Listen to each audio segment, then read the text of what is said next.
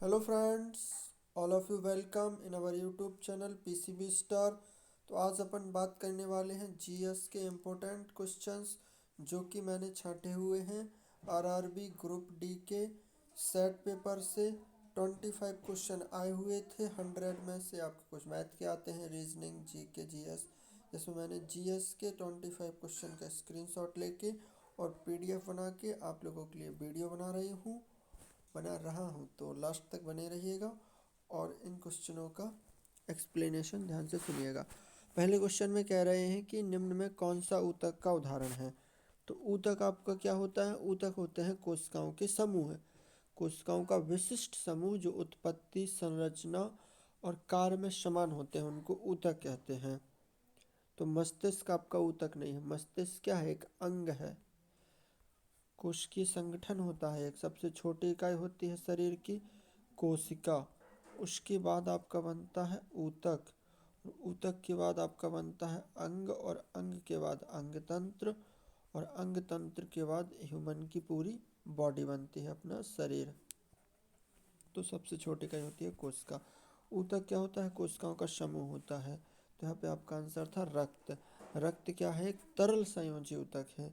ये तो आपने सुना ही होगा, कभी कभी क्वेश्चन आता है। तरल संयोजी ऊतक का उदाहरण है आपका रक्त। तो क्या है? रक्त ऊतक है। बाकी अदर आपका मस्तिष्क, यकृत और अमाशय, ये क्या है? अंग है। ये ऊतक नहीं है, ऊतक से बड़ी इकाई अंग है, जबकि रक्त क्या है? ऊतक है। अगले क्वेश्चन में पूछा था इन्होंने कि एक कि वेग में परिवर्तन की दर को क्या कहते हैं? चाल, बल, त्वरण, संवेग। तो बल तो कहते नहीं है, बल होता है आपका F बराबर ma। द्रव्यमान और वेग के द्रव्यमान और त्वरण के गुणनफल को बल कहते हैं, लेकिन यहाँ पे पूछ रहे हैं वेग परिवर्तन की दर को क्या कहते हैं। तो मैंने पढ़ाया था, वेग परिवर्तन की दर को क्या कहते हैं? त्वरण कहते हैं।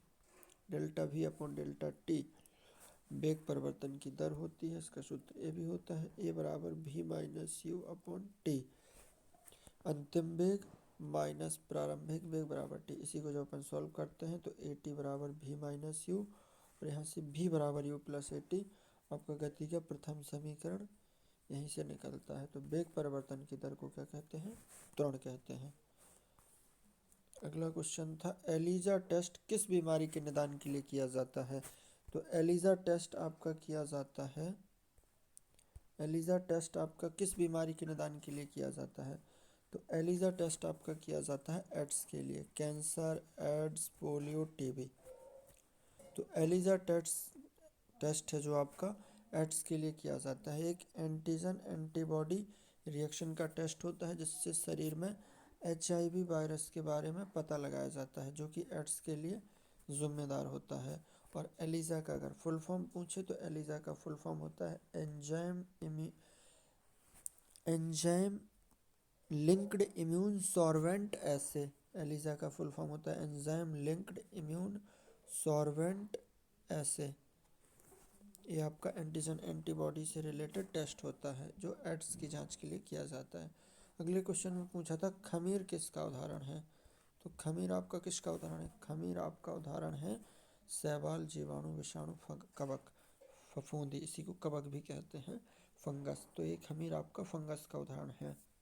ईस्ट, ईस्ट आपके किस में आते हैं? फंगस में आते हैं, फफूंदी में आते हैं, जो आपके उठान पैदा करने के लिए उपयोग किए जाते हैं, जलेबी बनाने में और आपके ब्रेड बनाने में खमीर का उपयोग किया जाता है, जो क्या है? फफूंदी है। अगला क्वेश्चन इसमें कह रहे हैं कि सिकल सेल एनीमिया बीमारी निम्न में से किसकी वंशागति के कारण होती है। तो सिकल सेल एनीमिया क्या होती है? एक बीमारी होती है जिसमें क्या होता है, शरीर में खून की कमी हो जाती है, और जो आपकी आरबीसी है, रेड ब्लड कार्पुस्कल्स, लाल रक्त कणिकाएँ, वो कैसी हो जाती हैं? चपटी हो जाती हैं। वो होती हैं गोल, लेकिन वो ऐसी चपटी हो जाती हैं, थोड़ा दब जाती हैं, उनमें स्पेस कम बचता है। तो उसी को कहते हैं सिकल सेल एनीमिया, जो किसकी विसंगति के कारण, यानी उसमें डिफेक्ट हो जाता है, उसमें एबनॉर्मलिटी आ जाती है आरबीसी में। आरबीसी की साइज़ बदल जाती है, वो सिकल शेप्ड हो जाती है, हंसिया का। तो उसी को कहते हैं सिकल सेल एनीमिया। ये आपका आरबीसी संबंधित है, आरबीसी से। अगले क्वेश्चन में कह रहे हैं कि निम्न में से कौन सा पानी में घुलनशील विटामिन है। तो मैं कई बार बता चुका हूँ, पानी में घुलनशील विटामिन होते हैं आपके बी और सी, और जल में पानी में घुलनशील बी और सी, पानी या जले की बात है, और वसा में घुलनशील होते हैं एडैक। आप याद रखिए एडैक, ADE के एडैक, ये वाले विटामिन हैं जो आपके वो वसा में घुलनशील होते हैं। और दो हैं सिर्फ, बी और सी, ये आपके जल में घुलनशील होते हैं। अब बी में कोई भी कैटेगरी है, B1, B2, B5, B6, B7 या B12, वो सभी जल में घुलनशील होंगे। अगला क्वेश्चन इसमें कह रहे हैं कि किस तापमान पर पानी वाष्प में बदलता है। तो पानी वाष्प में बदल रहा है यानी अवस्था परिवर्तित हो रही है। पानी क्या है, द्रव है। जब द्रव से गैस में बदलता है तो वो होता है आपका क्वथनांक पर, और क्वथनांक बिंदु होता है आपका 100 डिग्री सेल्सियस पर। जब भी अपन पानी गर्म करते हैं तो जब पानी का तापमान 100 डिग्री सेल्सियस हो जाता है तो वो स्वयं ही द्रव से गैस में या भाप में बदलने लगता है, तो उसी को तो कहते हैं क्वथनांक बिंदु, और वो होता है आपका 100 डिग्री सेल्सियस पे। इस अगले क्वेश्चन में कह रहे हैं कि निम्न में से कौन सा मस्तिष्क का सबसे बड़ा भाग है। मस्तिष्क में बहुत सारे भाग होते हैं, अपने मस्तिष्क में मेन 3 भाग होते हैं, अग्र मस्तिष्क, पश्च मस्तिष्क और मध्य मस्तिष्क। अग्र मस्तिष्क में आपके आते हैं सेरिब्रम, हाइपोथैलेमस, थैलेमस, और पश्च मस्तिष्क में आपके आते हैं मेडुला और आपके सेरिबेलम। याद रखना है, सेरिब्रम आता है आपका अग्र में, और सेरिबेलम, ये दोनों अलग अलग चीज़ें हैं। ये आपका पश्च मस्तिष्क का भाग है। और मध्य मस्तिष्क में आपके बहुत कम भाग होता है, थोड़ा सा हिस्सा होता है, वो आपका मध्य मस्तिष्क में आता है, जिसमें कॉर्पोरा, क्वाड्रिजेमिना, कुछ जटिल स्ट्रक्चर होते हैं। और मस्तिष्क का सबसे बड़ा भाग आपका सेरिब्रम ही होता है, और आपका सेरिब्रम बहुत सारे काम करता है, याददाश्त का केंद्र है, बहुत सारी चीज़ें आपके सेरिब्रम से होती हैं। अगला क्वेश्चन इसमें तो सिंपल पूछ लिया, मानव शरीर की सबसे बड़ी अस्थि पूछ ली। The longest bone of human body, so the longest bone of human body is femur. अगला क्वेश्चन में कह रहे हैं कि at which temperature volume of water is minimum. Which temperature volume of water is minimum, तो 4 degree Celsius को याद रखो। 4 डिग्री सेल्सियस पर है जो जल का आयतन न्यूनतम होता है, और 4 डिग्री सेल्सियस पर घनत्व इसका अधिकतम होता है। एक दूसरे के अपोजिट होती हैं ये, आयतन और घनत्व। अगर 4 डिग्री सेल्सियस पर घनत्व न्यूनतम है तो आयतन न्यूनतम है तो घनत्व अधिकतम होगा। इस टाइप से आप याद रख सकते हैं इस चीज़ को कि 4 डिग्री सेल्सियस पर जल का घनत्व सबसे ज़्यादा होता है, और 4 से अगर आप ऊपर जाएंगे 5, 6, 10, 20 तक तो घटेगा, और आप 4 से कम जाएंगे 0, -2, -3, तब भी घटेगा क्या, घनत्व। तो 4 डिग्री सेल्सियस पर घनत्व अधिकतम होता है और आयतन न्यूनतम होता है, ये आपको याद रखना है। अगले क्वेश्चन में पूछा गया था कि निम्न में से किसे आवर्त सारणी का जनक कहा जाता है। देखिए, ये अपन क्वेश्चन डिस्कस कर रहे हैं ग्रुप डी लाइव टेस्ट के क्वेश्चन नंबर 41। ये आपका टाइमिंग है +1, ये आपका वो है। तो ये आपके क्वेश्चन मैंने छांटे हुए हैं ग्रुप डी के एग्ज़ाम्स के पेपर से, लाइव टेस्ट से। इसमें कह रहे हैं कि आवर्त सारणी का जनक किसे कहा जाता है। तो आवर्त सारणी का जनक आपके कहा जाता है मेंडलीफ को। मेंडलीफ ने ही आवर्त सारणी बनाई थी, और मेंडलीफ ने जो आवर्त सारणी बनाई थी वो परमाणु भार पर आधारित थी। किस पर आधारित थी, परमाणु भार पर आधारित थी। इन्होंने तत्वों को परमाणु भार के बढ़ते हुए क्रम में रखा। और फिर थे आपके मोजले। मोजले ने आपकी आधुनिक आवर्त सारणी बनाई थी, जो कि परमाणु क्रमांक पर आधारित थी। तत्वों के भौतिक और रासायनिक गुणधर्म उनके परमाणु क्रमांक के आवर्ती फलन होते हैं, ये आपके मोजले ने बताया था।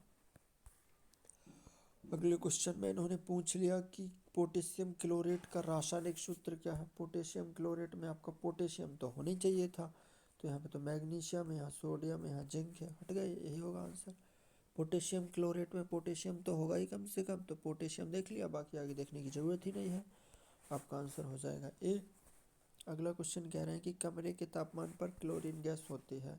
तो क्लोरीन गैस आपकी रंगहीन नहीं होती है, क्लोरीन गैस थोड़ा हरी और पीली होती है। वैसे होती रंगहीन है, लेकिन कमरे के ताप पर हरी और पीली होती है, पीली हरे कलर की होती है। कुछ गैसें होती हैं, अधिकतर गैसें रंगहीन होती हैं, लेकिन कुछ गैसें रंगयुक्त भी होती हैं। इसमें कह रहे हैं कि मानव मस्तिष्क के सेरिब्रम में कितने लोब होते हैं। तो मानव मस्तिष्क का जो सेरिब्रम होता है उसमें 4 लोब होते हैं। तो ये आपको याद रखना है, वैसे अधिकतर 4 ही माने जाएंगे। अगला क्वेश्चन है, निम्न में से किसका परमाणु भार और परमाणु संख्या समान है। तो परमाणु भार और परमाणु संख्या क्या होता है पता है। प्रोटियम का सूत्र होता है आपका 1H1, ड्यूटेरियम का होता है 1H2, ट्राइटियम का होता है 1H3, कार्बन का होता है 6C12। अब आपको पता होना चाहिए जो नीचे लिखा रहता है ये होता है आपका परमाणु क्रमांक, और जो ये ऊपर लिखा रहता है ये होता है आपका परमाणु भार। तो किस में परमाणु संख्या और परमाणु भार समान है, इसी में है, प्रोटियम में। परमाणु संख्या भी 1, परमाणु भार भी 2। ड्यूटेरियम में परमाणु संख्या 1, परमाणु भार 2। ट्राइटियम में परमाणु संख्या 1, परमाणु भार 3। कार्बन में परमाणु संख्या 6, परमाणु भार 12। तो जिसमें परमाणु संख्या परमाणु भार समान है वो है आपका प्रोटियम। तो ये आपका सही आंसर होगा। और देखते हैं अगले क्वेश्चन में क्या कह रहे हैं। इसमें कह रहे हैं कि निम्न में से किसे सभी एलिफेटिक कार्बनिक यौगिकों का जनक माना जाता है। तो एलिफेटिक यौगिक वो होते हैं जिसमें बेंजीन रिंग नहीं होती है। तो बेंजीन तो आंसर था ही नहीं, एलिफेटिक में बेंजीन रिंग नहीं होती है। जिनमें बेंजीन रिंग होती है उनको कहते हैं एरोमेटिक। तो यहाँ बात एरोमेटिक की नहीं हो रही है, यहाँ बात हो रही है एलिफेटिक की। तो आपका आंसर अल्कोहल और एसिटिलीन भी नहीं होगा। जनक मतलब उसका सबसे छोटा जो इकाई है वो है आपका मीथेन, CH4। मीथेन में से आप हाइड्रोजन विस्थापित करते जाओ और बड़ी बड़ी इकाइयाँ बनती जाएंगी। तो इसको क्या कहा जाता है, इसका यूनिट कहा जाता है। इसी से सब यौगिक बने हैं। यहाँ पे आपका आंसर हो जाएगा CH4। अगला आपका इस टाइप का क्वेश्चन था। इसमें क्या करना था, आपको बताना था कि अगर चालकता को म्यू से संबंधित करें तो कार्य क्या है, मात्रक दिया है। चालकता का मात्रक दिया है म्यू, ऐसा ही मात्रक। तो कार का सही मात्रक क्या होता है, जूल। सिंपल था, कार का सही मात्रक क्या होता है, जूल। अब अगला क्वेश्चन था, निम्न में से कौन सा सेल्सियस और फ़ारेनहाइट के बीच संबंध है। तो ये आपको सीधा संबंध होता है सेल्सियस और फ़ारेनहाइट में। अगर आपको सेल्सियस को फ़ारेनहाइट में बदलना है या फ़ारेनहाइट को सेल्सियस में बदलना है तो इस संबंध से आप बता सकते हैं। और ये संबंध होता है आपका C/5 बराबर F-32/9। अगला क्वेश्चन था, डर्मेटोलॉजिस्ट निम्न में से किससे संबंधित कार्य करता है। तो डर्मेटोलॉजिस्ट होते हैं आपके जो आपके स्किन स्पेशलिस्ट होते हैं। डर्मेटोलॉजी बताया था मैंने, डर्मेटोलॉजी होता है आपका त्वचा का अध्ययन, त्वचा से संबंधित विज्ञान। और डर्मेटोलॉजिस्ट आपके वो होते हैं जो त्वचा से संबंधित रोगों का इलाज करते हैं, चर्म रोग विशेषज्ञ होते हैं डर्मेटोलॉजिस्ट। इसी प्रकार से आपके कार्डियोलॉजिस्ट होते हैं, ये भी क्वेश्चन पूछ सकते हैं। कार्डियोलॉजिस्ट आपके हृदय से संबंधित होते हैं, जो हृदय संबंधित रोगों का ध्यान रखते हैं। ENT वाले होते हैं आपके ईयर, नोज़ और थ्रोट, नाक कान गले के डॉक्टर होते हैं। और आपके होते हैं ऑप्थेमोलॉजिस्ट होते हैं आपके आँखों से संबंधित जितने भी रोग हैं, निकट दृष्टि दोष है या आँख में पानी भर गया या लेंस खराब हो गया या आपको मोतियाबिंद हो गया, तो वो सब कौन देखते हैं, ऑप्थेमोलॉजिस्ट, आँखों के डॉक्टर। एक होते हैं नेफ्रोलॉजिस्ट जो आपके तंत्र से संबंधित रोग हैं, आपका पागलपन हो गया, इन सब रोगों का इलाज करते हैं। तो इस टाइप के क्वेश्चन बन सकते हैं, कई चीज़ें हैं। अगले क्वेश्चन में कह रहे हैं कि किसे चूहे मारने की दवा के रूप में जाना जाता है। तो चूहे मारने की दवा के रूप में आपको फास्फोरस का उपयोग किया जाता है, बस इतना याद रखना है। फास्फोरस या फास्फाइड जहाँ भी आपको देखने का मिले वही चूहा मारने की दवा है। चूहा मारने की दवा होती है zinc phosphide, Zn phosphide, PO3 जो भी हो, फास्फाइड होगा आपका, जिंक फास्फाइड, यही आपका होगा जो चूहे मारने की दवा के रूप में उपयोग किया जाता है। नेक्स्ट क्वेश्चन देखो, 78 क्वेश्चन है आपका, 100 में से 78वां क्वेश्चन है, railway group D live test के क्वेश्चन अपन डिस्कस कर रहे हैं। निम्न में से कौन सा एक यौगिक है? यौगिक क्या होते हैं? मैंने आपको बताया है, सबसे छोटी इकाई होती है किसी भी पदार्थ की, वो होती है परमाणु। सभी पदार्थ छोटे से छोटे कणों से मिलकर बने हैं, जिसे परमाणु कहते हैं। और जब परमाणु आपस में संयोग करते हैं तो बनता है अणु, और अणु से ही बनता है आपका यौगिक। यौगिक में क्या होता है? यौगिक में दो तत्व होते हैं। यौगिक की खासियत होती है, दो तत्व होते हैं। तत्व क्या होता है? तत्व वे शुद्धतम पदार्थ हैं जिनमें एक ही प्रकार के परमाणु होते हैं। जैसे सोने का तत्व है एयू, तो उसमें सिर्फ सोने सोने के कण होंगे। एजी का तत्व है तो एजी एजी होगा। सोडियम Na है तो Na होगा। तो तत्व क्या होते हैं? एक ही पदार्थ के शुद्ध एक ही परमाणु के होते हैं तत्व। लेकिन यौगिक में क्या होते हैं? एक से अधिक परमाणु होते हैं। तो आपका यहाँ पे दो दो परमाणु है, एक ऑक्सीजन भी है, एक कार्बन भी है, दो तत्व हैं। जब दो तत्वों को एक निश्चित अनुपात में मिलाया जाता है तो यौगिक का निर्माण होता है। ये आपकी इंपॉर्टेंट लाइन है, इनको याद ध्यान से सुनिएगा। यहाँ पे आपका आंसर होगा CO। नेक्स्ट क्वेश्चन इसमें कह रहे हैं कि निम्न में से कौन सा अंतिम कोयला उत्पाद है? तो कोयला से कई टाइप के उत्पाद प्राप्त होते हैं, लिग्नाइट, बिटुमिनस, सब बिटुमिनस, एंथ्रासाइट। तो कोयले का अंतिम उत्पाद है जो वो आपका क्या है? वो है आपका एंथ्रासाइट। हाइड्रोजन के जलने पर क्या उत्पन्न होता है? हाइड्रोजन क्या है? वातावरण में हाइड्रोजन है, यह है आपकी हाइड्रोजन के जलने पर। जलने का तात्पर्य है ऑक्सीजन। कोई भी चीज़ जलती है तो ऑक्सीजन की उपस्थिति के कारण जलती है। जैसे अगर आपकी मोमबत्ती जल रही है, अगर उसके ऊपर आप कोई ढक्कन रख दें या बड़ा सा जार रख दें कांच का जो बंद हो ऊपर से, तो मोमबत्ती बुझ जाएगी क्योंकि उसको ऑक्सीजन नहीं मिलेगी। तो कोई भी चीज़ जलती है तो ऑक्सीजन की उपस्थिति के कारण जलेगी। तो हाइड्रोजन भी जलेगी तो ऑक्सीजन के साथ जलेगी, तो ये आपस में क्रिया करेंगी। और जब इनकी क्रिया होती है तो आपका H2O बनता है। H2O क्या है? जल है। तो इससे बनेगा आपका H2O, तो ये आपका जल बनेगा, पानी। यही आपका आंसर होगा। अगले क्वेश्चन में कह रहे हैं कि एक वस्तु के संवेग और वेग का अनुपात किसके बराबर होगा? तो संवेग आपका होता है P और वेग होता है V, और इसमें संबंध क्या होता है? P बराबर mv। ये होता है ना, किसी भी वस्तु का संवेग उसके द्रव्यमान और वेग के गुणनफल के बराबर होता है। P बराबर mv। तो आपका P बराबर mv दिया है। P और V का अनुपात क्या होगा? तो P और V का अनुपात कैसे निकालेंगे? P बराबर mv दिया है तो V धरा सकता है, P अपन V बराबर m लिख सकते हैं।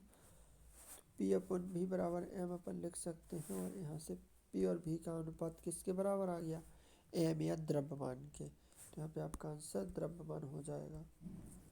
ठीक है, यहाँ पे आंसर क्या होगा? द्रव्यमान। और ये आपका लास्ट क्वेश्चन है, इसको आपको नहीं करना है। Thank you. आज के लिए इतना ही। Take care. Thank you.